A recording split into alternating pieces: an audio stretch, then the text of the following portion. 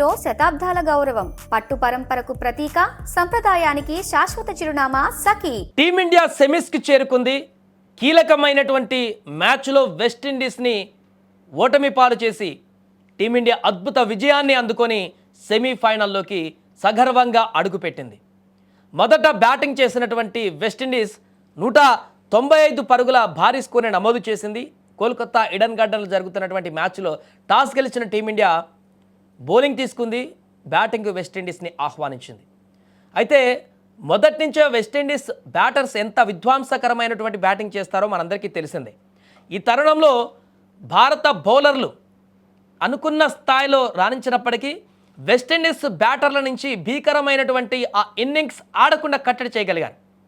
ఎందుకు ఈ మాట చెప్తున్నానంటే 7, 8వ నెంబర్ వరకు కూడా వచ్చిన వాళ్ళు వచ్చినట్టు సిక్సర్లు బాధే అటువంటి అక్కడ బ్యాటర్స్ ఉన్నారు వెస్టిండీస్లో. బౌలర్ అని కూడా చూడరు. బౌలర్ అయినా కూడా సిక్స్లు కొట్టేటువంటి సత్తా వెస్టిండీస్ బ్యాటర్లు అక్కడ ఉన్నటువంటి వెస్టిండీస్ టీంలో ఉన్నటువంటి పరిస్థితి.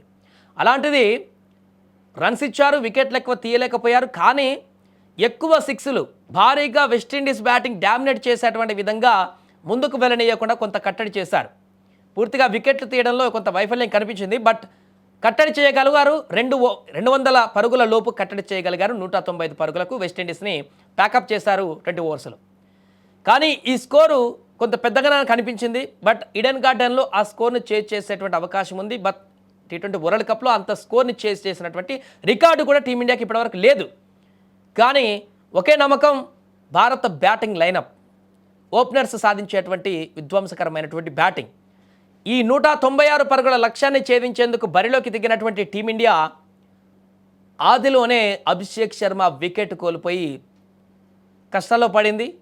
ఆ తర్వాత ఇషాన్ కిషన్ కూడా ఎక్కువసేపు నిలబడలేక, అంటే పవర్ ప్లే ఆరంభం కొంత పాజిటివ్గా కనిపించినా ఒక ఎండ్లో వికెట్లు పోతున్నాయి. అభిషేక్ శర్మ మరొకసారి విఫలమైపోయాడు ఘోరంగా కీలక మ్యాచ్లో. ఇషాన్ కిషన్ కూడా ఎక్కువసేపు నిలబడలేక తాను కూడా వెంటనే అవుట్ అయిపోయాడు. ఆ తర్వాత సూర్యకుమార్ యాదవ్ వచ్చాడు. సూర్యకుమార్ యాదవ్ కూడా ఇన్నింగ్స్ నిలబెట్టి పూర్తి స్థాయిలో ఎండింగ్ వరకు ఉంటాడనుకుంటే తను కూడా కొద్ది వరకు ఆడి తను కూడా వెనుదిరిగినటువంటి పరిస్థితి.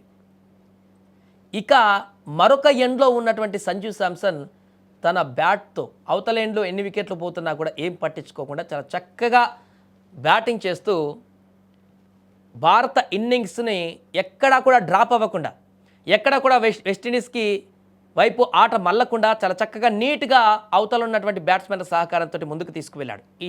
తిలక్ వర్మ అద్భుతంగా రాణించాడు. కొద్దిసేపు ఉన్నా కూడా తక్కువ పరుగులే చేసినా కూడా కీలక ఇన్నింగ్స్ ఆడాడు.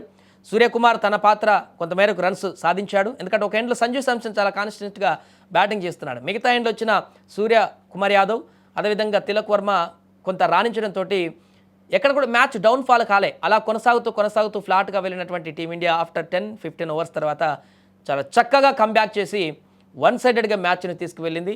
దీంతో 196 పరుగుల లక్ష్యాన్ని 20 ఓవర్లో లక్ష్య ఛేదనని చేసేసింది. దీంతో విజయాన్ని సాధించి సగర్వంగా ఇప్పుడు సెమీఫైనల్ రేసులోకి అడుగుపెట్టింది. మ్యాన్ ఆఫ్ ద మ్యాచ్గా సంజు శాంసన్ ఎన్నికయ్యాడు. అద్భుతంగా బ్యాటింగ్ చేసి టీమిండియా, ఎందుకంటే ఈ మ్యాచ్ ఓడిపోతే నాకౌట్ ఇంకా ఇంటికి వెళ్ళడం వేరే ఆప్షన్ లేదు. మన దగ్గర జరుగుతున్న మ్యాచ్లు ఈసారి మనం హోస్ట్ చేస్తున్నాం, మన దేశంలో హోస్ట్ అవుతుంది. ఇలాంటి సందర్భంలో సూపర్ 8లోనే వెనుదిరిగితే చాలా పరాభవంగా ఉండేది టీమిండియాకి. ఇలాంటి కీలకమైనటువంటి మ్యాచ్లో అద్భుతంగా టీం మొత్తం కూడా రాణించి బౌలింగ్లో బూమ్రా కూడా 2 వికెట్లు తీసి అద్భుతంగా, ఫీల్డింగ్ మిస్టేక్స్ కొన్ని కనిపించాయి నిన్న మ్యాచ్లో ఘోరంగా. అభిషేక్ శర్మ 2 క్యాచ్లు మిస్ చేశాడు. ఫీల్డింగ్ మిస్టేక్స్ కూడా చాలా కనిపించాయి, ఎర్రర్స్. కానీ బ్యాటింగ్లో ఆ తప్పిదం కనిపించలేదు. అంటే మిగతా వాళ్ళ సపోర్ట్ ఇవ్వకపోయినా సంజు శాంసన్ అనేటువంటి ఒక వెన్నుముక మనకు టీమిండియా గెలవడంలో క్రియాశీలక పాత్ర పోషించింది. వెస్టిండీస్ బౌలర్స్ కూడా ఎవరు కూడా పూర్తి స్థాయిలో ఇండియా బ్యాటర్స్ని డామినేట్ చేసినట్టుగా కనిపించలేదు.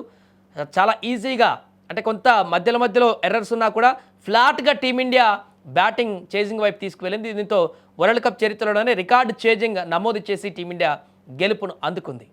దీంతో అభిమానులందరూ కూడా ఈ గెలుపు తర్వాత ఒక్కసారిగా అక్కడ ఉన్నటువంటి స్టేడియంలో ఉన్నటువంటి అభిమానుల కేరింతలకైతే అవధులు లేకుండా పోయాయి. మొత్తం మారుమోగిపోయింది స్టేడియం అంతా కూడా లాస్ట్ ఇన్నింగ్స్ విన్నింగ్ షాట్ తోటి. దీంతో ఇప్పుడు టీమిండియా సెమీస్కి చేరుకుంది.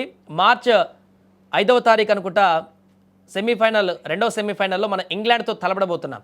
మొదటి సెమీస్ న్యూజిలాండ్ సౌత్ ఆఫ్రికా మధ్య జరగబోతుంది మార్చి 4న. ఆ తర్వాత నెక్స్ట్ డే ఇంగ్లాండ్తో మనం సెమీస్ తలపడబోతున్నాం. ఈ యొక్క మ్యాచ్లో గెలిస్తే ఇంకొక అడుగు మాత్రమే ఉంది. ఈ మ్యాచ్ గెలిస్తే ఫైనల్కు చేరిపోతాం. ఫైనల్లో న్యూజిలాండ్ సౌత్ ఆఫ్రికాలో ఎవరు వస్తే వాళ్ళతో ఫైనల్ ఆడి కప్ గెలుచుకునేటువంటి అవకాశం ఉంటుంది. ఇంగ్లాండ్ మీద ఇప్పుడు జరిగినటువంటి కొన్ని తప్పిదాలు కనుక టీమిండియా రెక్టిఫై చేసుకోకపోతే, ఫీల్డింగ్ ఎర్రర్స్ ముఖ్యంగా అభిషేక్ శర్మ వదిలిన 2 క్యాచ్లు వెస్టిండీస్ ఆ మాత్రం భారీ స్కోర్ చేయడానికి కారణం అయిపోయాయి.